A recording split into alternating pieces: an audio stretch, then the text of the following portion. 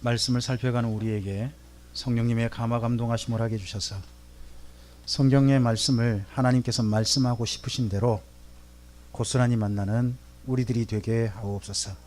그리고 그 진리의 말씀을 가슴에 담고 삶을 바라볼 수 있게 하시고 그 삶의 자리에서 우리 하나님과 선한 동행할 수 있는 우리들이 되게 하옵소서. 이 시간을 주님께 의탁드리오며 예수님 이름으로 기도합니다. 아멘. 하나님 안에서 함께 여러분과 뵙게 되어서 너무 반갑고 좋습니다. 우리 사랑하는 성도님의 반가움을 뵙게 된 반가움을 서로 좀 나눴으면 좋겠습니다. 성도님 뵙게 되어서 너무 좋습니다.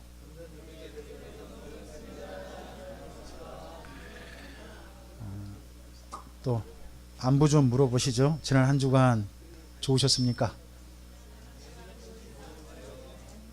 또 이왕이면 축복합시다. 이 한 주간 하나님의 은혜와 함께 하시길 바랍니다.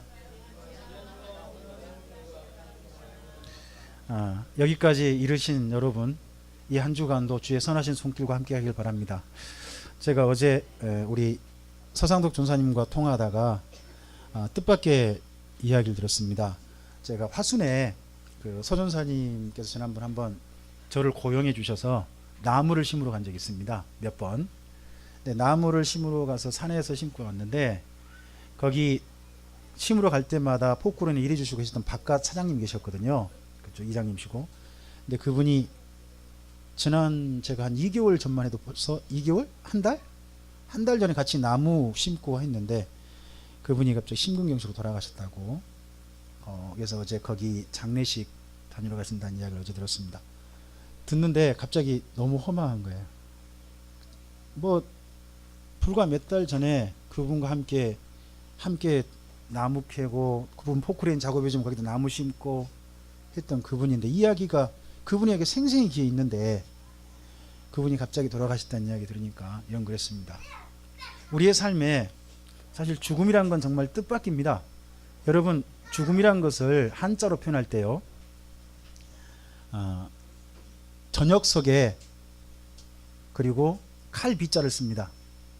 그러니까 죽음은 어떤 거냐 그러면 그것도 칼이 등에서 올라오거든요. 그러니까 저녁에 가면 앞을 보면 안 보이잖아요. 근데 등 뒤에서 날라오는 칼 같은 게 그때 그게 죽음이란 겁니다. 동양의 죽음은 굉장히 좀 철학적인 표현이 들어 있습니다.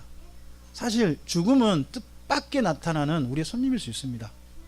죽기 전에 죽음을 언제 만날지 모르지만 그래서 그 이전에 우리가 삶이 하루하루 최선을 다하는 삶이었으면 좋겠습니다. 우리 그래서 한 말씀 더 성도님에게 그렇게 서로 오늘 격려했으면 응원했으면 좋겠습니다. 성도님에게 주어진 삶을 잘 사시기 바랍니다. 오늘 주어졌을 때 우리의 삶이 허투루 가지 않고 뭐 오늘 밤 죽어도 하나님 앞에 섰을 때 부끄럽지 않는 그런 삶으로 우리 하루하루를 누려갔으면 좋겠습니다.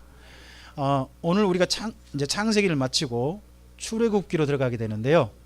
여러분 혹시 창세기 맨 끝에다가 400년이라고 하고 혹시 쓰였는지 모르겠습니다.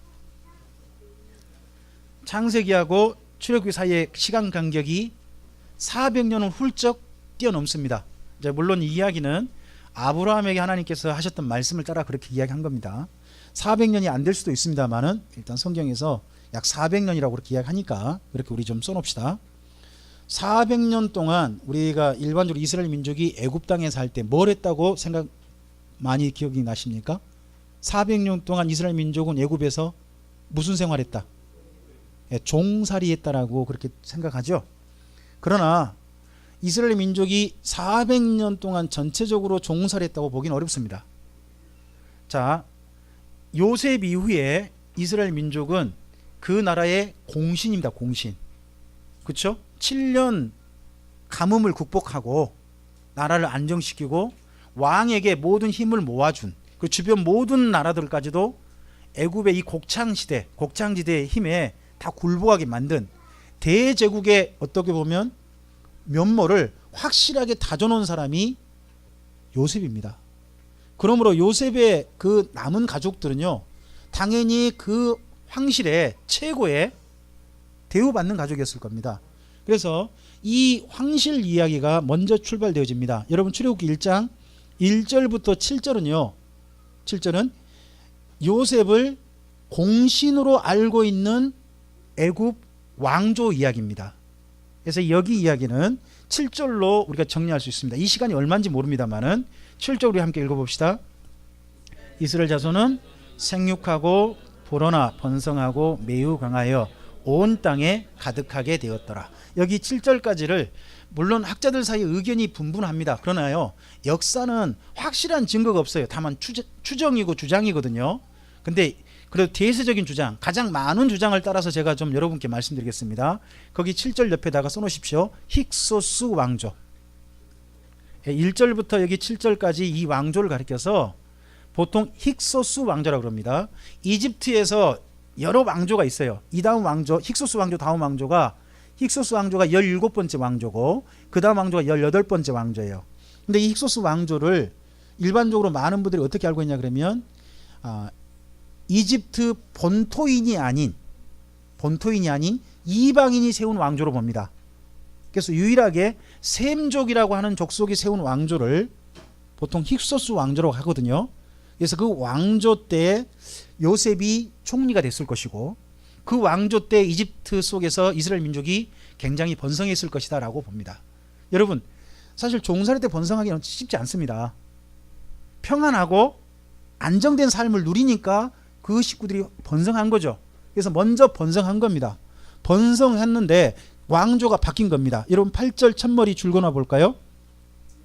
요셉을 알지 못하는 새 왕이 일어나. 여기 새 왕이란 새 왕조입니다. 새로운 왕조. 그냥 쿠데타가 일어나 버린 거죠. 왕조가 바뀌어 버린 겁니다. 이 왕조를 가리켜서 18왕조. 제가 욕하는 거 아닙니다. 18번째 왕조.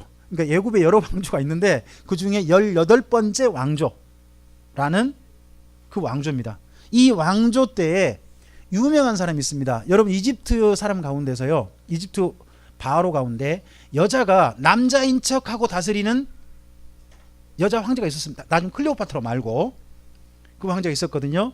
이 여자가 최초예요. 그 여자를 가리켜서 하셉수트 여왕이라고 합니다. 혹시나 인터넷상이라든지 근데 보면 하셉수트 여왕이라고 여자인데 여기다 가짜 수염을 달고 한 그런 여자가 나와요. 그 여자를 하셉수트 여왕이라고 그러는데 이 하셉수트 여왕을 많은 분들이 누구로 추정하느냐? 모세를 자기 양아들로 삼은 공주 있죠. 그 공주를 이 하셉수트 여왕으로 봅니다. 근데 하셉수트 여왕이 아들이 있었는지 없었는지 모르지만 이 모세를 자기 양아들로 삼았다는 거예요. 근데 모세는 망명하죠. 망명하고서 다른 사람이 그 다음 하셉수트 여왕을 이어갑니다. 그 바로 이름이 묘해요. 이제 모세가 우리 내 민족을 보내주소서 할 때 그때 바로 이름이 투투 모세 3세입니다. 그러니까 황제도 누구고? 모세고 이스라엘 민족의 지도자도 모세입니다. 모세와 모세가 다투는 그런 이름이었습니다. 그러니까 모세라는 이름은 이스라엘 민족 이름 아닙니다. 어디 이름? 이집트의 이름입니다. 그래서 그런지요. 여러분 성경을 읽다 보면 모세라는 이름은 이 모세 외에 그 다음에 안 나타납니다. 안 써요. 히브리 이름이 아니라는 거죠. 존경받는 이름은요 많이 쓰거든요. 여호수아라는 이름을 얼마나 많이 쓴지 모릅니다. 여호수아라는 이름이 바로 예수님입니다. 이런 식으로 많이 쓰거든요. 그런데도 불구하고 여기 이 모세라는 이름 이스라엘 민족 속 그 이후에 안 나타나요. 요즘은 좀 막 사정없이 쓰고 있어요. 그러나 원래는 쓰지 않습니다. 자, 이 새로운 왕조가 나타나가지고 이 왕조가 다스리면서 드디어 이스라엘 민족을 경계하기 시작합니다. 여러분 앞선 왕조에는 공신인 큰 무리가 있습니다. 세력이 있습니다. 그럼 그 다음 왕조 쿠데타를 일으키는 왕조에게는 그 큰 세력은 무슨 대상이 될까요? 이거 자기 왕조가 이어질 때 불안한 거죠. 쉽게 말하면 만약에 자기 왕조를 누군가가 무너뜨리기 위해서 쿠데타 일으키면요 누구랑 힘을 결탁하겠어요? 이 큰 세력을 이룬 자들과 결탁하겠잖아요. 바로 그런 세력이 이스라엘 민족입니다. 그래서 이스라엘 민족에 대해서 이 새로운 왕조가 경계하고 이 왕조의 힘을 약하게 만들기 위한 정책을 쓰게 됩니다. 그 정책 중에 대표적인 방법이 첫째, 신분을 바꿔버립니다. 원래는 무슨 신분이었겠습니까? 공신. 공신의 우선 신분이었을 겁니다. 근데 새로운 왕조는 노예로 바꿔버린 겁니다. 노예로 바꿔서 첫 번째 이 순식간에 이 수많은 족속이 무엇으로 동원됩니까? 건설노예. 건설노예입니다. 여러분 고대에 건설로 동원된 사람은요, 군대에 동원된 사람보다 더 많이 죽어나갔습니다. 만리장성 쌓을 때 어마어마하게 많은 사람이 죽었습니다. 우리나라도 마찬가지고요. 심지어 우리나라에요, 사실은 최근에 멀지도 않습니다. 우리나라 고속도로 건설할 때에 초기에 우리나라 건설 노동 현장자들은요, 인권이나 그런 거 없었습니다. 나중에 건설 맨 처음에 경부고속도로가 딱 그 지어지고 난 다음에 위령탑 하나 세워주고 말았습니다. 이게 과거의 건설 현장의 사람들입니다. 그러니까 요즘은 건설 잡부가요, 건설 노동의 잡부가 그 뭐라 그럴까, 돈도 많이 받고 그런 것도 있지만 원래 그렇지 않습니다. 근데 이스라엘 민족이 건설 노예로 전락돼 가지고 이 고센 지역에 있는 수많은 땅에 성을 건설하는데, 도시를 건설하는데 동원됩니다. 그럼 이스라엘 민족이 어떻게 됐을까요? 그 건설 노동에 동원되면 수많은 사람이 죽었겠죠. 억울하게 죽었겠지만 아무런 뭐 도움도 못 받고 그냥 죽은 걸로 끝나는, 그렇게 돼버렸을 겁니다. 자, 앞을 좀 보실까요? 앞을 보시면 우리가 보통 그 고센 땅 그러잖아요. 이스라엘이 고센 땅이 있었다. 거기가 바로 여기 이집트의 남쪽입니다. 남쪽이고, 여기 특징이 뭐냐 그러면 가나안 땅의 바로 옆입니다. 가나안 땅 바로 옆.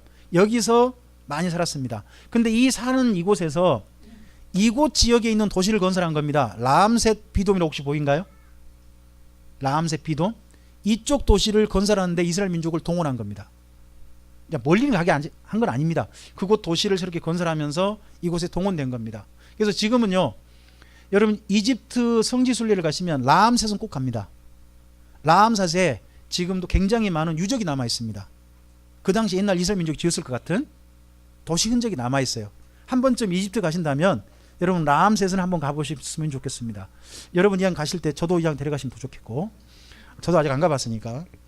어쨌든 이곳이, 이쪽에서 이스라엘 민족이 고통당하고 있습니다. 맨 먼저 건설 노동에 동원됐는데 이스라엘 민족의 수가 줄을까요, 안 줄을까요? 안 줄어요.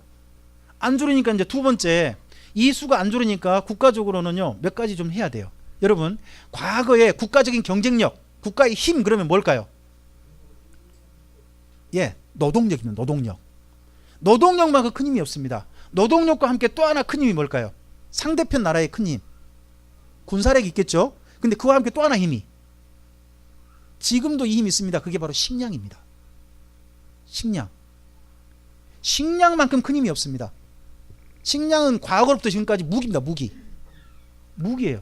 근데 그 당시에 유럽 전체하고 그쪽에 식량을 수출했던 나라가 이집트입니다.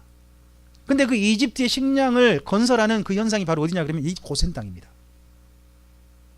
나일강 남부 쪽이어서 이쪽이 바로 그렇게 됩니다. 그럼 이쪽에 가서 정말 농사 열심히 지으면 누가 다 가져가는 겁니까?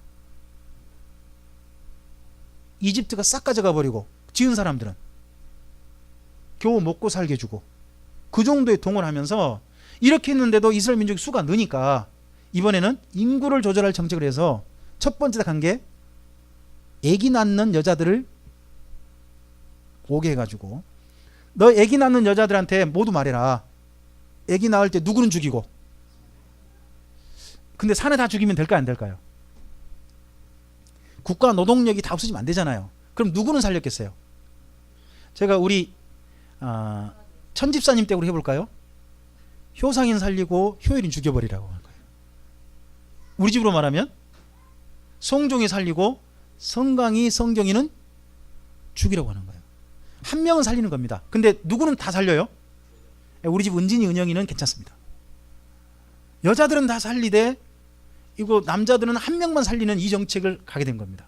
근데 이걸 했는데 이 산모들이 그 말을 들어요, 안 들어요? 누가 무서워서요? 하나님이 무서워서. 내가 이거 주겠다간 이 생명을 주신 이가 누구니까? 하나님이라면 그 신이 나한테 화낼 거 아니냐. 그러니까 신이 무서워서 안 했다는 겁니다. 여러분, 그래도요, 신을 무서워하는 나라들은요, 나름대로 보면 사람에 대한 경외함이 약간 있습니다. 왜 점점 현대인들이 사람 무서운 줄 모르고 사람에게 악랄하게 대한지 아십니까? 신을 무시하니까 그런 겁니다. 제 생각은 그렇습니다. 신이 없다고 생각하니까 자기가 신이에요. 지 맘대로 하는 겁니다.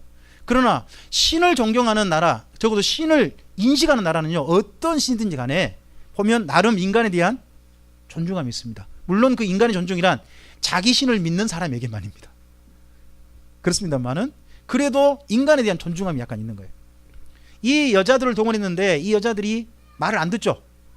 말을 안 들어서 황제가 그럼 좋다. 이 여자를 안 된다면 어떻게 하겠다? 누굴 동원하겠다? 군대를 동원하겠다는 겁니다. 우리 1장 끝을 좀 보겠습니다. 1장 22절입니다. 1장 22절 읽어볼까요? 그러므로 바로가 그의 모든 백성에게 명령하이르되 아들이 태어나거든 너희는 그를 나일강에 던지고 딸이거든 살려두라 하였더라.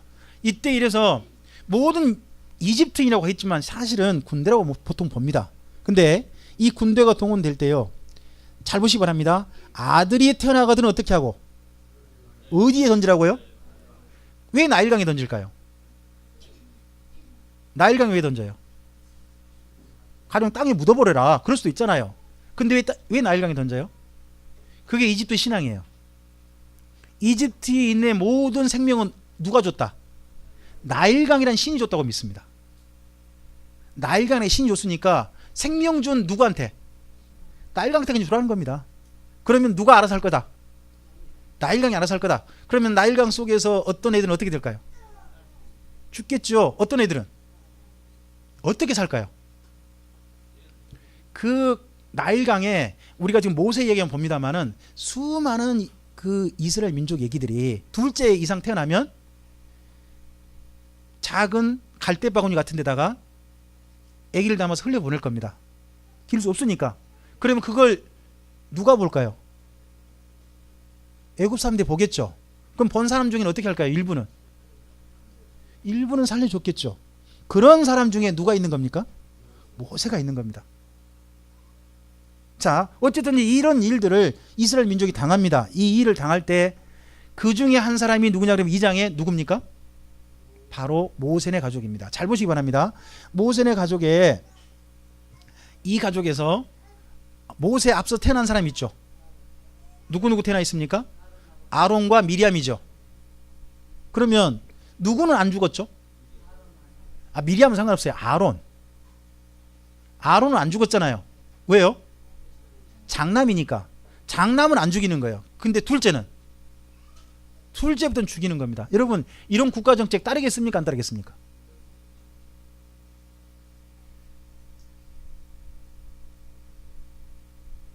여러분이 이스라엘 민족이라면 이 국가정책 따르겠습니까? 안 따르겠습니까?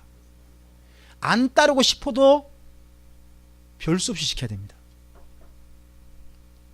그래서 우리가 한번쯤 다음 주 정도에는 우리가 한번 그런 것 좀 한번 나눠봤으면 좋겠습니다. 따르고 싶지 않는데 따라야 될 국가정책이라는 게 있다는 겁니다. 따르고 싶지 않는데 따라야 될 국가정책, 그에 대해서 우리는 어떻게 해야 될 것인가, 어떤 태도로 반응할 것인가 하는 것도 한 번쯤은 고민해 봐야 됩니다. 이스라엘 민족은 전혀 따르고 싶지 않죠. 하지만 얘를 죽여야 됩니다. 그래서 맨 처음에 죽이고 싶지 않으니까 여러분, 그래서 얘기는요 잘생기고 봐야 될 것 같습니다. 여러분, 거기 우리 1절 2절을 좀 읽어볼까요? 2장 1절 2절 읽어보죠.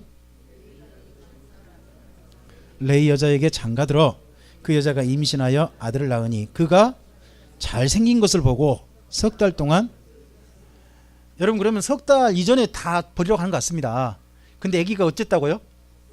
그러니까 잘생겨야 돼요. 태어날 때 다 잘생겨야 됩니다. 일단 잘생기니까 얘가 그래도 좀 버텨요. 석 달, 하여튼 100일이나 버텼다고. 이 정도 버틴 아기를 더 이상 기를 수 없으니까 어떻게? 그냥 강에 내보냅니다. 별 수 없이. 이 집이 정말 내보내고 싶지 않았을 겁니다. 근데 내보내면서 한 가지는 기대한 것 같습니다. 그 당시 많은 사람들이 나일강에 보낼 때 그래도 일부 어떤 아기는 이집트인이 데려가니까 이 어머니가 딸에게 시킨 것 같습니다. 어떻게 봐봐라. 혹시나 이 애기 누가 컨택할 수도 있다. 지켜봤는데 하필 그날 누가 나와 있어요? 공주가 나와 있습니다. 이 공주를 추정하기를 일반적으로 하세수트 여왕으로 추정한다는 겁니다. 이 공주가 이 애기를 보고요. 여러분 공주가 어떻게 할 수도 있습니까? 수많은 애기 떠내려오고 나일강 떠내려가니까 그냥 뭐 할 수도 있어요. 내떠버릴 수 있잖아요. 근데 그 한 갈대상에 떠내려온 거 보고 데려왔습니다. 데려와서 또 애기를 보고 또 마음에 들어요. 자, 이게 다 누구의 섭리 같습니까? 수많은 애기들이 이렇게 죽었을 겁니다. 근데 그 중에 살아난 생명 중에 누가 있는 겁니까? 모세가 있는 겁니다. 뿐만 아니라 그의 이름을 지어주죠. 여러분 거기 10절 읽어볼까요? 2장 10절입니다. 읽어보죠. 그가 그의 아들이 되니라. 그가 그의 이름을 모세라 하여 이르되 이는 내가 그를 물에서 건져내었음이라 하였더라. 이 물이 어디예요? 나일강. 모세란 이름은 뭐냐? 나일강이 준 선물이란 뜻입니다. 신이 준 선물. 나일강의 신이 준 선물이란 뜻입니다. 그러니까 이집트에게는 그는 최고의 이름인 거죠. 여러분 생명이 준 최고의 생명의 신이 준 선물이다. 이런 이름은 함부로 질 수 없었던 것 같습니다. 그러니까 이집트 황제 이름이 주로 많이 모세가 나오는 거예요. 그러니까 투투 모세 3세라면 그 앞서 이름도 뭐가 있는 거죠? 투투 모세 2세가 있고 모세 1세가 있는 거예요. 그 정도로 모세라는 이름은 황실 이름이거든요. 근데 그런 이름을 부여받은 사람이 누구? 이 모세였던 겁니다. 그럼 모세는 이제부터 누구로 자라는 겁니까? 공주의 아들이니까 바로의 왕실 사람으로 자라게 되는 겁니다. 근데 이러면요 이제 이 시간이 한 40년 된 것 같은데 여러분 거기 11절에 장성한 후 있죠. 모세가 장성한 후 여러분 장성했다는 것은 몇 살 정도 된 겁니까? 이제 이스라엘 민족이 이것을 좀 이해하셔야 됩니다. 이스라엘 민족이 장성했다면 40세입니다. 모세는 40세, 이스라엘 민족은 항상 40세 때 장성했다고 그럽니다. 그래서 모세가 이때 망명하잖아요. 사람 죽이고 이 망명할 때를 40세로 보죠 우리가. 그리고 난 다음에 미디안에서 몇 년? 40년. 그래서 하나님께 부름받은 나이가 몇 살? 우리 그렇게 알고 있으시잖아요. 그래서 장성했단 말은 40세가 지난 겁니다. 그러면요 모세가 40살 동안 40세 될 동안 어디 자란 거죠? 맨 저지사 먹었지. 근데 그 다음 어디서 자랐어요? 왕궁에 자랐어요. 누구로 자랐을까요? 왕자로 자랐어요. 왕자로 자랐어요. 그러면 이때부터 모세는 어느 나라 사람이죠? 이집트가 자기의 고국, 그러니까 모세가 자기의 고국이라 여기고 있는 나라가 어느 나라예요? 이집트입니다. 그는 이집트 왕자고 이집트 사람으로 자란 겁니다. 그런데 그에게 다른 정체성이 하나 있게 된 겁니다. 뭐란 겁니까? 내 민족은 누구다? 히브리 민족이다. 이 정체성이 생겼다면 신기한 겁니다. 그게 여러분 우리가 어느 지역에서 잘 살다 보면요 딴 사람이 돼버릴 수 있지 않습니까? 그렇죠? 대한민국에 산다고 해서 모든 사람이 대한민국 사람인 건 아니잖아요. 미국에 산다고 해서 미국 사람인 건 아니고 그렇죠? 근데 이분이 이런 말을 합니다. 여러분 거기 11절 말씀 11절 말씀 한번 읽어볼까요? 모세가 장성한 후에 한 번은 자기 형제들에게 나가서 그들이 고되게 노동하는 것을 보더니 어떤 애굽 사람이 한 히브리 사람 곧 자기 형제를 치는 것을 본지라. 자 여러분 이 히브리인들을 모세가 누구로 여기고 있는 게 보입니까? 자기 형제. 자기 형제란 이 의식이 중요한 겁니다. 여러분 내 형제 내 민족 이 의식 때문에 모세가 이제 왕자로서 이집트 전체를 다스려야 될 사람으로 점점 자라고 있는데도 불구하고 누구를 바라봅니까? 노예 생활하고 있는 이스라엘 민족을 바라봅니다. 그리고 또 그가 가서 지금 왕자로서 왕실에서 어떤 나라 전체를 다스린 자리에 있는 게 아니라 자꾸 누구한테 가요? 히브리인에 갑니다. 이것도 또한 하나님의 은혜라고 저는 생각합니다. 우리 속에 있는 어떤 의식들이 있죠. 살다 보면 우리가 가까이 하고 싶은 사람이 있고요 챙기고 싶은 사람이 있잖아요. 근데 모세는 40살 돼가지고 이제 그가 좀 더 멋진 자리에 나갈 수 있는데 그의 마음속에 한 대상이 담겨버린 겁니다. 히브리인이란 대상이. 그리고 그는 왕자 자리에 있는 게 아니라 히브리인을 돕는 자리에 자꾸 갑니다. 우리 마음속에 자꾸 신경 쓰이고 돕고자 하고 우리가 서 있고 싶은 자리가 저는 하나님께서 우리에게 주신 소명으로 주신 자리라고 저는 믿습니다. 모세가 그곳에서 봤는데 자기 민족 한 사람이 고통당하는 걸 본 거죠. 봤는데 마침 보니까 주변에 아무도 없었대요. 아무도 없으면 어떻게 해야 될까요? 한 이집트인이 한 히브리인을 아주 억압하고 고통 주는 걸 봤어요. 그러면요, 모세, 왕자인 모세라면, 여러분이 모세라면 아무도 없어요. 그럼 여러분 어떻게 하실래요? 이집트인한테 너 일로 와봐. 차는 열중시여. 내가 누구여? 또 그럴까 안 그럴게요? 이 정도 하실래요? 너 이리 와봐. 그리고 칼로 쳐버리실래요? 어떻게 하실래요? 저는 모세가 이때 왜 죽였는지 좀 이해가 좀 안 되더라고요. 아무도 없으면 그냥 불러가지고 조용히 좀, 왕자니까 이야기 좀 하면 될 거 아니에요. 근데 얼마나 격분했던지, 그 속에 어떤 민족의식이 얼마나 강했던지, 자기 민족이 이렇게 당한 걸, 노예거든요. 노예가 아무리 봐도 노예를 관리하는 사람한테 이런 일 당한 것 같은데 그걸 보고 못 견디는 거죠. 여러분, 이것이 바로 이 모세 속에 있는 특별한 마음인 거죠. 근데 이런 마음 가지고 먼저 아무도 모르게 한 사람 죽여가지고 모래에 묻었어요. 여러분, 모래에 묻었는데 이 모세 행동이 알려졌을까요? 안 알려졌을까요? 모세 행동이 알려져 버렸어요. 왜 알려졌을까요? 저는 이 살아난 사람이 문제라고 봅니다. 살려둔, 살게 해준 이스라엘 민족 있잖아요. 히브리인. 그가 나가서 입으로 말해버린 것 같습니다.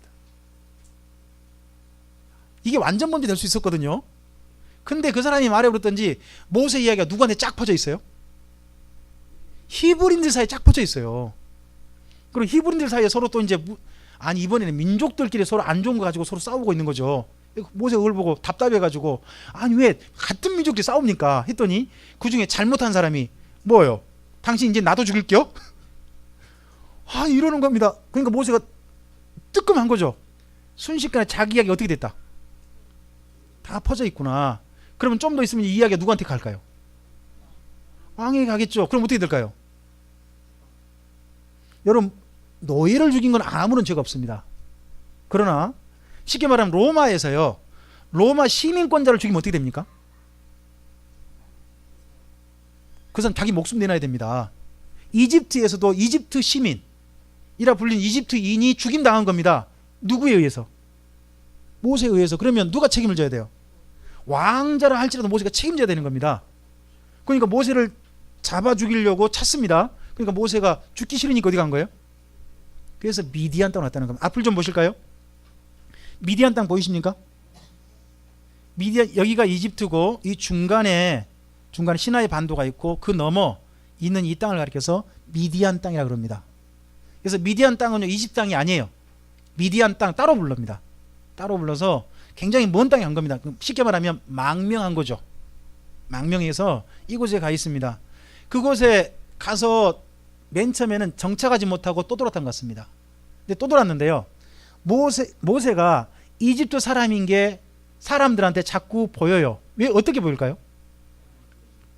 미디안 사람들이 보면 저 사람이 이집트 사람이 딱 보여. 뭐가 보일까요?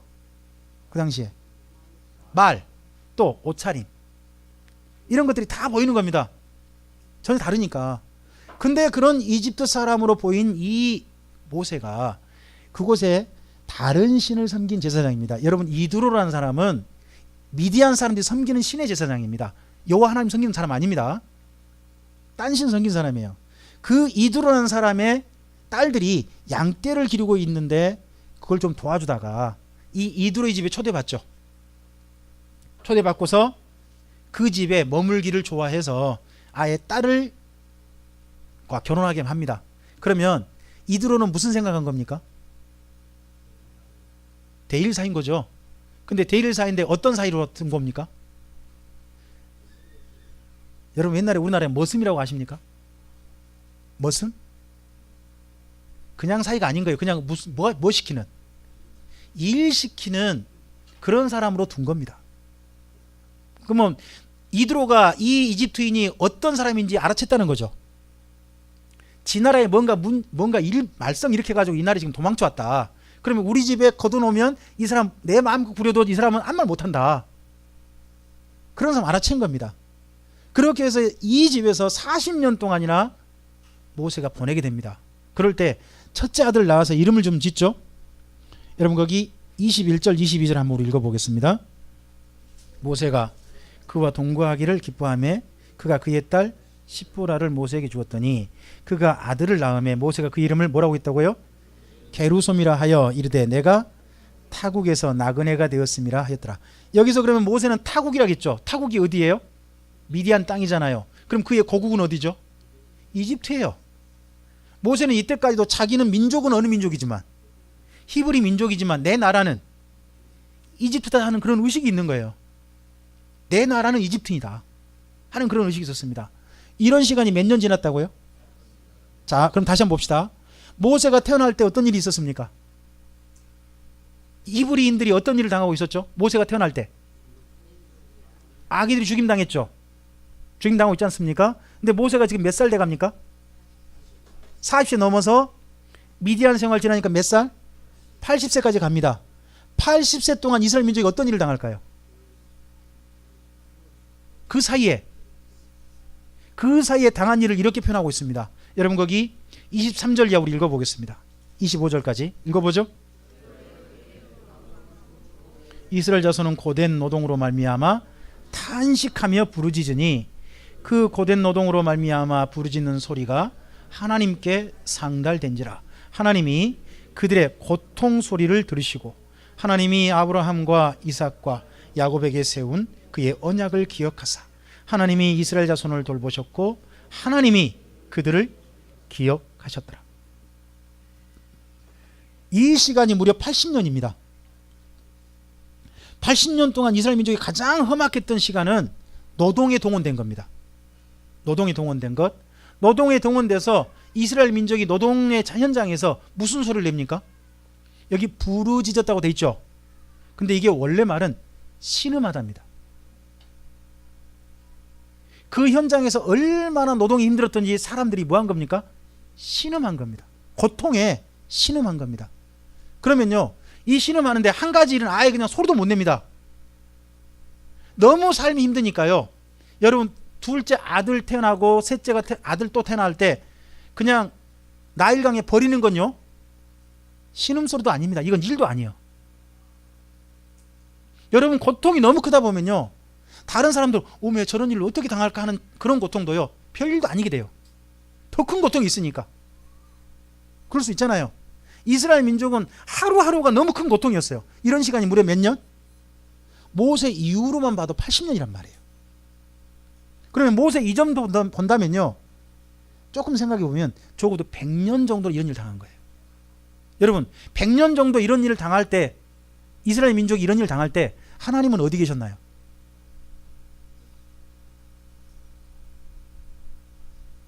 여러분 이런 일 당할 때 하나님 빨리 오셔서 얼른 건져줘야 됩니까? 아니면 지켜만 보셔야 됩니까? 이게 우리의 고민거리가 되는 겁니다. 여러분 성도들이 고통당하는데 불구하고 하나님 응답이 없습니다. 유럽에서 참된 기독교인들이 변질된 기독교에 반항해서 죽임을 당했습니다. 수없이 마녀로 몰림당하고 고문받아 죽고 그랬습니다. 그런 시간을 1000년을 보냈습니다. 그 1000년 동안 카톨릭에 의해서 죽임당한 사람이 2천만 명이 넘습니다. 기독교인으로. 그 사이 하나님 어디 계셨습니까?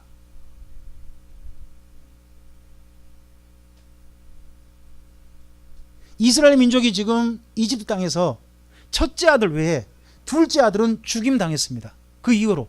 여러분 이게 보이는 게 어디냐 그러면 나중에 이스라엘 민족 수를 보면 보입니다. 이스라엘 민족이 출애굽할 때 남자 수가 60만 3,550명입니다. 근데 그 사람들이 다 죽고 그 다음 세대가 이제 가나안 땅에 들어간 그 다음 세대 아들 세대가 나왔는데 아들 세대 수가 60만 1730명밖에 안 돼요. 잘 보세요. 아버지 세대가 몇 명? 60만 3550명. 근데 아들 세대가 몇 명? 60만 1730명. 뭐가 보이세요? 살짝 줄여서 보면 아버지 한 명의 아들 한 명이라는 게 보이잖아요. 그러면 이 출애굽한 사람들이 광야에서는 애기가 거의 못 난 것 같은데 그 사람들이 주로 애들을 애굽 땅에서 어쨌다는 거예요? 남자의 한 명에 나머지는 어떤 일을 당했다? 이런 시간을 모세 때 봐도 어마어마한 시간이잖아요. 그럼 그 사이 하나님은 어디 계신다는 거예요?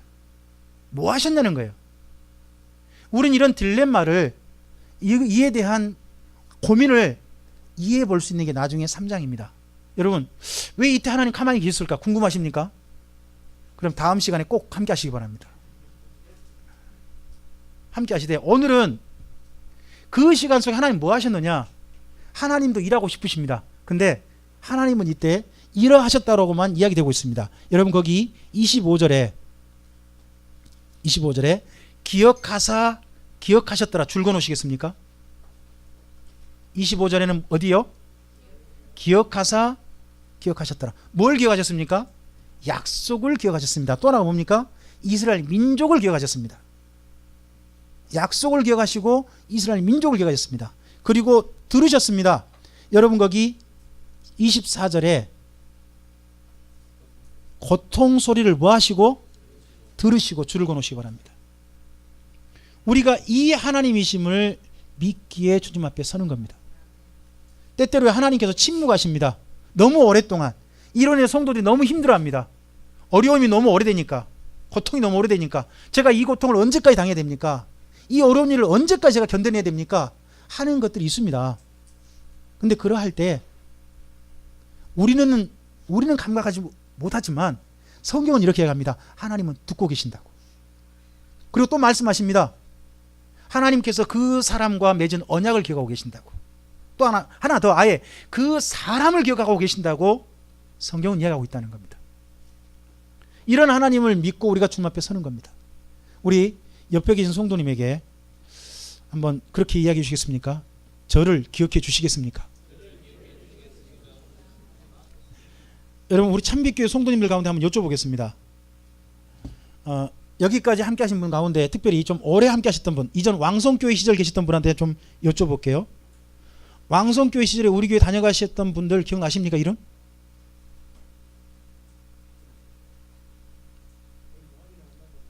이현희 집사님이란 분 기억하십니까? 은진이네 가족이란 분 기억나십니까? 우리 은진이 말고 다른 은진이.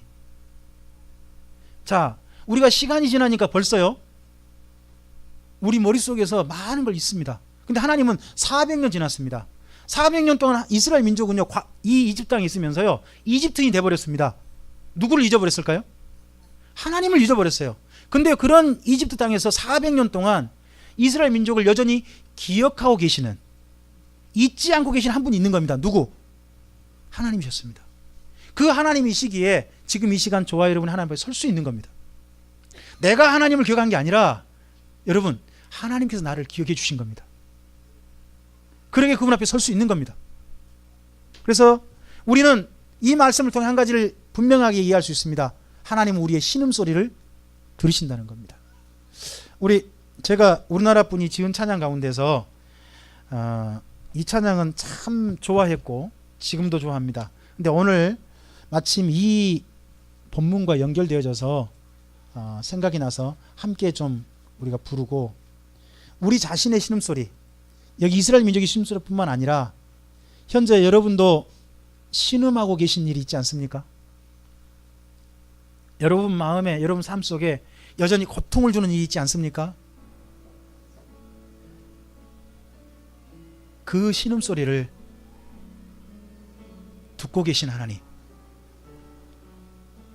우리와 맺은 언약을 기억하시고 바로 우리 자신을 기억해 주시는 그 하나님,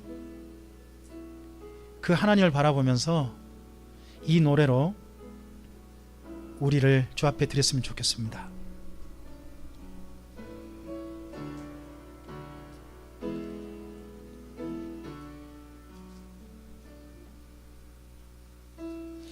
님의 사랑을 사모하는 자, 하나님의 평안을 바라보는 자, 너의 모든 것 창조하신 우리 주님이 너를 얼마나 사랑하시는지, 하나님께 찬양과 경배하는 자, 하나님의 선하심을 닮아가는 자, 너의 모든 것 창조하신 우리 주님이 너를 자녀 삼으셨네.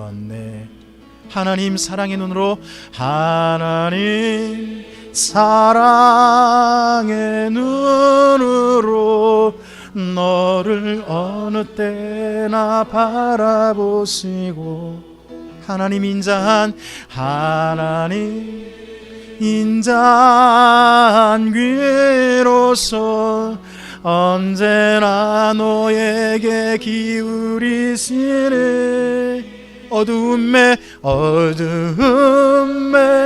밝은 빛을, 너의 작은 신음에도, 너의 작은 신음에도 응답하시네. 너는 어느 곳에 있든지 주를 향하고 주만 바라볼지라. 하나님 사랑의 눈으로, 하나님 사랑의 눈으로 너를 어느 때나 바라보시고, 하나님 인자한 귀로서, 하나님 인자한 귀로서 언제나 너에게 기울이시네. 어둠에 밝은 빛을 비춰 너의 작은 신음에도 응답하시니. 너는 어느 곳에 있든지 주를 향하고 주만 바라볼지라.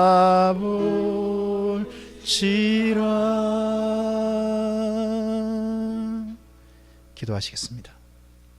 주님, 이스라엘 민족이 이집트에서 참으로 불편부당한 그런 정책에 속절없이 아이를 잃고 끊임없이 죽임을 당하면서도 노동 현장에 나가야 되고, 그 현장의 신음소리를 그 어떤 이집트인들도 귀를 기울이지 않던 그런 시대가 있었습니다. 그 기나긴 시간 동안 하나님께서 그들을 돕고 싶으셨는데, 하나님께서 그들을 기억하고 계셨고 그들과 맺은 언약을 기억하고 계셨음에도 불구하고 그들의 신음소리를 하나님께서 아마 눈물을 삼키시면서 듣고 계셔야 되는 그런 시간이 있었습니다. 주님, 우리의 삶 속에서도 하나님께서 우리의 신음소리를 들으시고 우리의 고통의 모습을 보시면서 가만 지켜보셔야 되는, 하나님 스스로 안타까워하시면서도 지켜보셔야만 되는 그런 시간이 있는 듯합니다. 주님, 그러한 속에서 하나님께서 그들을 들으시고 그들에게 그 고통에서 벗어날 수 있는 그 다음 길을 준비하신 하나님이신 것처럼, 오늘 우리의 삶 속에서도 시험 당할 쯤에 우리로 하여금 능히 감당하게 할 수 있도록 피할 길을 내시는 우리 하나님이심을 믿습니다. 오늘 현재 언제까지 진행될지 모르는 그런 고통과 어려움이 있다 할지라도 그 속에서 우리의 소리를 듣고 계시고 우리를 기억하고 계신 우리 하나님을 바라볼 수 있게 하옵소서. 그래서 마침내 그 하나님의 도우심을 만나는, 그리고 우리를 도우실 하나님의 이야기를 반드시 물려줄 수 있는 우리가 되도록 우리의 삶의 앞길을 인도해 주시옵소서. 의탁드리오며 예수님 이름으로 기도합니다.